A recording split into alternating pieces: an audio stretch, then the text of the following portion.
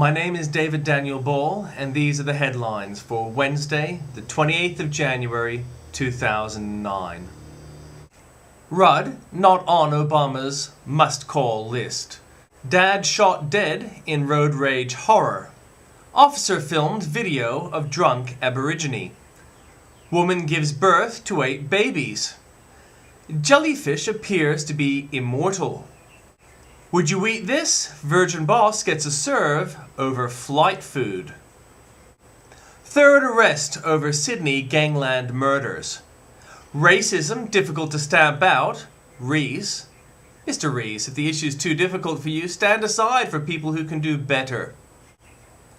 Sarah Palin starts building America's future. More troops in Afghanistan may be needed. Sacked father shoots wife and 5 children dead. Don't bring back Simons, says Chappell.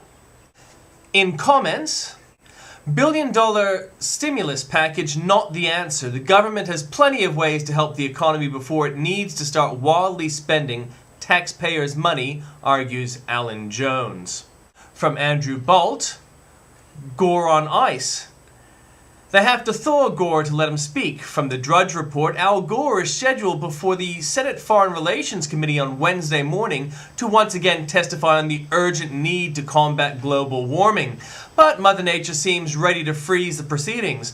A winter storm watch has been posted for the nation's capital, and there is a potential for significant snow, sleet, or ice accumulations. I can't imagine the Democrats would want to showcase Mr. Gore and his new findings on global warmings as a winter storm rages outside, a Republican lawmaker emailed the Drudge Report, and if the ice really piles up, it will not be safe to travel. Rudd's phone won't ring. I'm sure it's simply because Barack Obama's too busy, and yet it will hurt Kevin Rudd not to have the access to him that John Howard once earned with George Bush. Barack Obama began his presidency last week with telephone calls to leaders in the Middle East. He has since placed calls to prime ministers and presidents of Britain, Russia, France, Germany, and Canada. But almost a week after his inauguration, the new president is yet to pick up the phone to Kevin Rudd, the leader of America's most steadfast ally.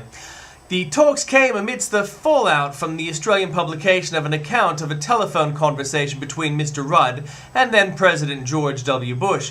U.S. officials denied Mr. Rudd's account of the conversation.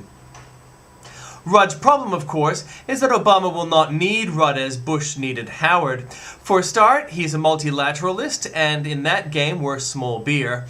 What's more, Obama does not stand short of largely fair-weather friends at the moment, so we're at the back of a long queue. Third, of course, is Rudd's chronic leaking of private calls.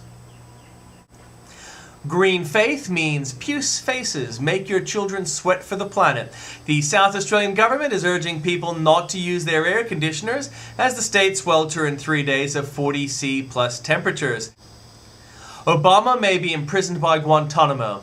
How easy to forget the left street slogans on Guantanamo, babe. How much harder once you are president and must face the consequences of closing a jail that houses such extremely dangerous men.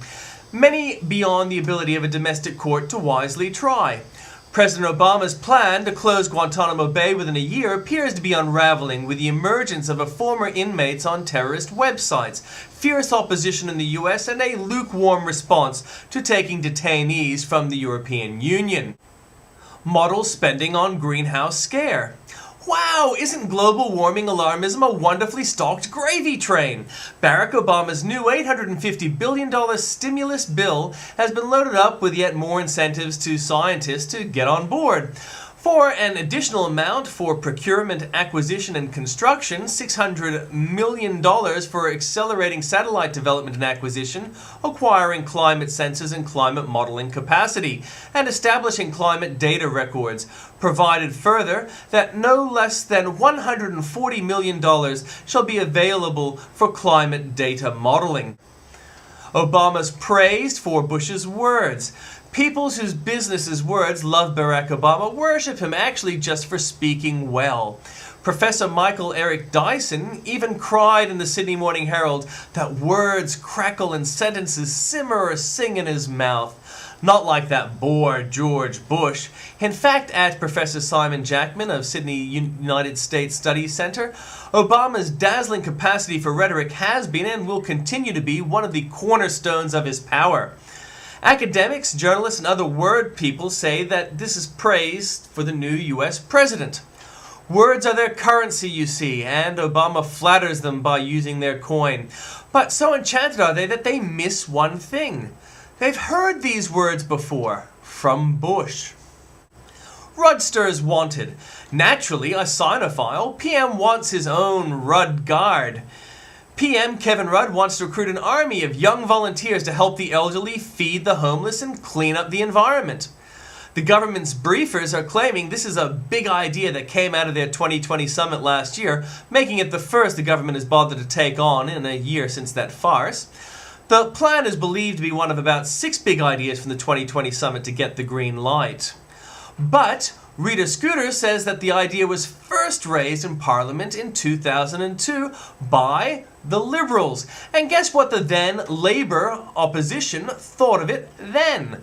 The federal opposition says a proposal for university students to get HECS fee discounts by doing community work is a distraction from the debate over the government's higher education overhaul. Liberal Senator for Victoria Mitch Fifield used his maiden speech last night to promote his plan for students to do volunteer work in exchange for HECS discounts.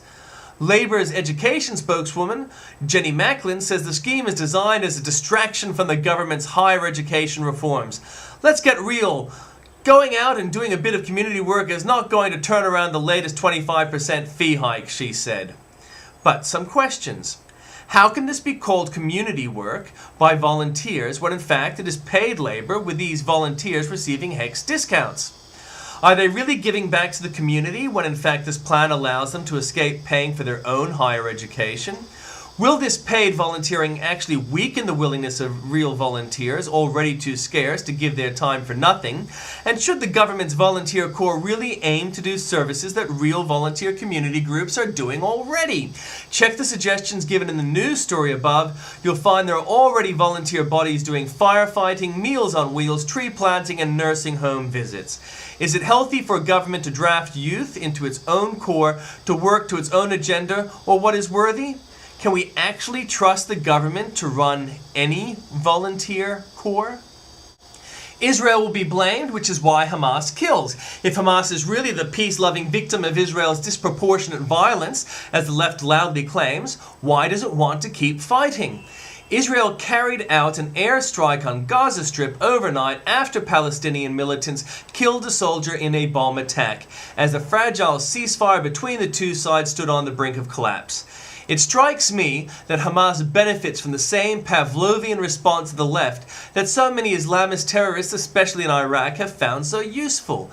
The left says nothing when these extremists kill Jews or Americans or even other Muslims, but it then savagely attacks the inevitable attempts Israel or the US to defend their citizens and friends, which is why Hamas will keep killing. From Tim Blair, artists' money is important. Here come the arts moochers. As the Obama administration tackles the challenge of shoring up the economy through infusions of capital and job creation, cultural leaders are urging the president not to forget arts institutions, which are also reeling from the market downturn. Arts institutions aren't the only ones forgotten, resumed the whining. We wanted to make sure arts were not left out of the recovery, says Robert Lynch, president of Americans for Arts, a national lobbying group. The artist's paycheck is every bit as important as the steel worker's paycheck or the auto worker's paycheck. Such solidarity. Still, reverse that thought. The auto worker's paycheck is every bit as important as the artist's paycheck, and imagine how many artists would agree.